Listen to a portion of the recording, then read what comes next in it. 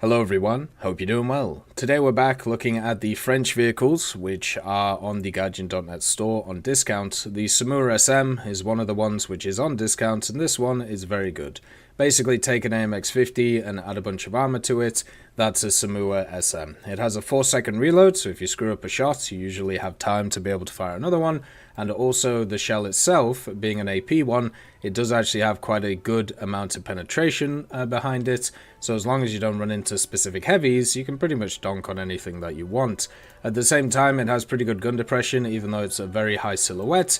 The main nice thing about it is this thickness of armor on the front of it, meaning that you have pretty good effective thickness. And also, at the same time, you have this overlapping oscillating turret, which gives a lot more armor than people actually realize.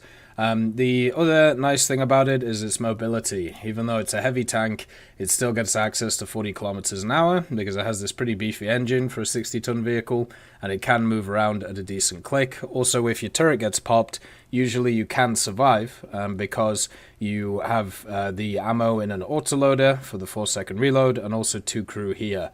So usually you don't have this ammo in the back, which means that if you get hit here, you can still keep fighting after some repairs.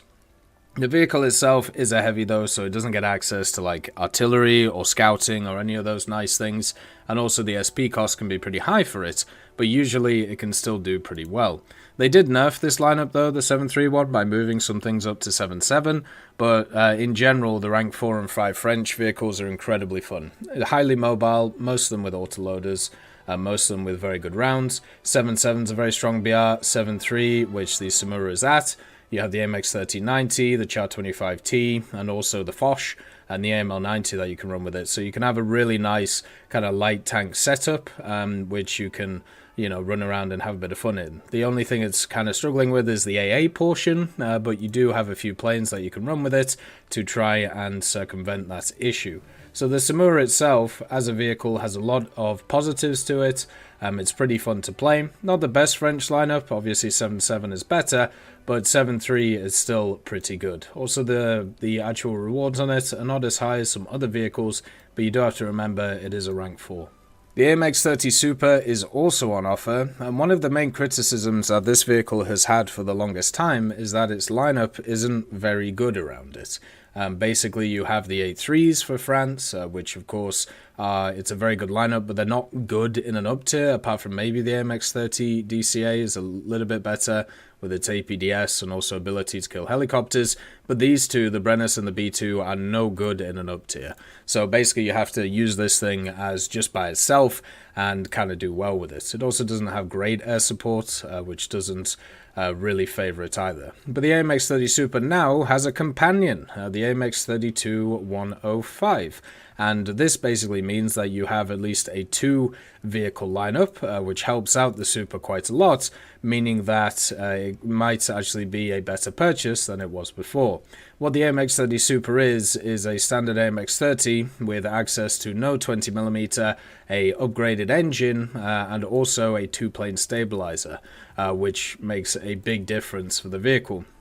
It also gets access to the OFL 105F1 round, which is completely fine for the BR, not the strongest APF SDS, but good enough to go through most things. Also gets gunner thermals, which is also really nice for the vehicle, and also smoke and a laser rangefinder as standards for the 9.0. Now this I always thought was the better on the better end of premiums at 9.0. It just didn't have any of support with it, which kind of made it struggle. And I think nowadays, with support finally being added to it, it will be better. One of the things that is a bit of an issue with it though still is that there is still that massive like area of like 9.3 to basically like 10.7 where there isn't really anything for France, so you kind of get stuck with this lineup and there's not really anything else to kind of go for apart from the Leclercs, which are really good.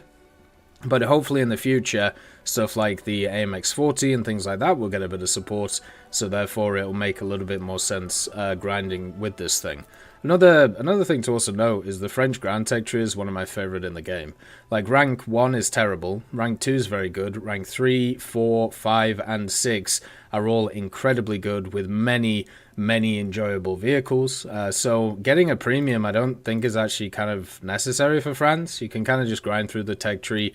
Many of the vehicles get their stock best round, so you don't have to worry about that stuff, and overall it's just a very enjoyable time with it. So for me, I don't think it's required. I don't think it's needed, but if you want to get up to the higher echelons of France for some reason, even though they're not as competitive as other nations, it's a good pickup. Like, it works well, just not required. The Vautour IIN is a pretty bad vehicle. It doesn't really have a lot going for it. The vehicle itself, being a rank 5, at least it can research up to rank 6, but nowadays with rank 8 in the game, it's obviously lost a little bit of its niceties. One of the things it does get being a rank 5 though, it does actually get an air spawn, which can mean that the vehicle is a little bit more useful to be able to get base bombing done. I use the other Vautour for base bombing in general, and this one can be very similar to it in that regard. So if you really like doing the dailies or specials for base bombing, this one isn't a bad pick. It does get access to the 30mm that you'll hardly ever use, apart from killing AI, because if you going fast in this machine, it handles like a brick. And you have to go fast, otherwise you're going to get missiled by a bunch of things. And then also, it does get a decent amount of bombs, 10-750, so you can knock a base and then some. It also gets AS-30 Nords and AS-20 Nords that you'll never use, because if you use this in ground forces, you'll understand what compression means when trying to fly a vehicle at high speeds, or you'll get killed by an AA. It also has AA-20 Nords if you want to try and meme a bit, but generally I wouldn't say it's worth doing, and a bunch of smaller rockets which aren't too useful either. For me, when it comes to this vehicle, I just wish it handled a little bit better at higher speeds, because it doesn't handle better at higher speeds. It means that you're very much missile bait, and with more and more powerful missiles coming in the 9.7 and 10.0 area, it can be very rough to play. At least a lot of its predators did get grounded, so it's a little bit easier to play because of that, but I wouldn't say it's high up there when it comes to the efficiency.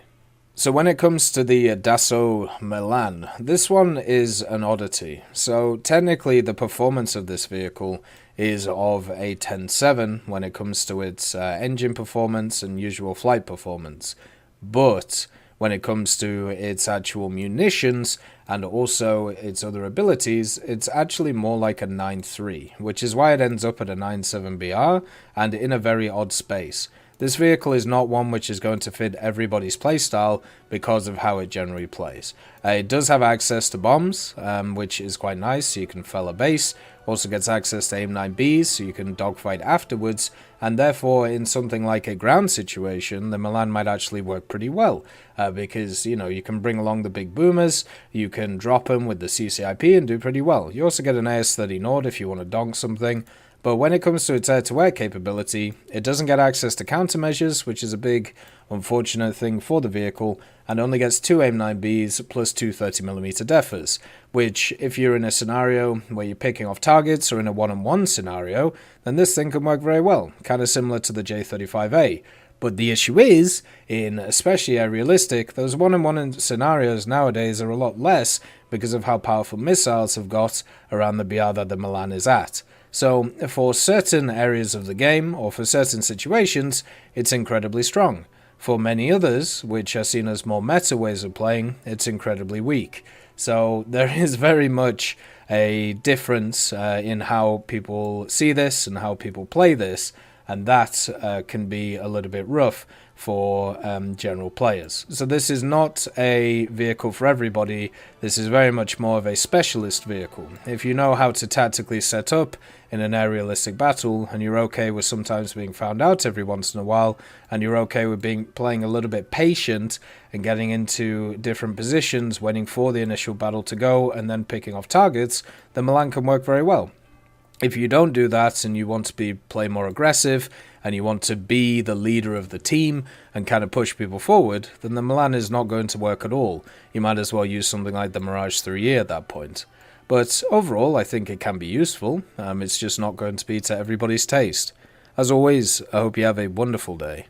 and I'll see you next time. I'd like to thank Forge, Siegebreak, Carrion Crow, Nicholas Richardson, Elove Goat, Pyman, Winter Scientist, Merciless Reaper, Orange Tail, Teddy, Daniel Stanton, Moxie, B. Young, and also Sem Arslan, Wilkski, Uncle Bean, Derek R., Bareen, Lafouche, and Samuel Slick for supporting the channel.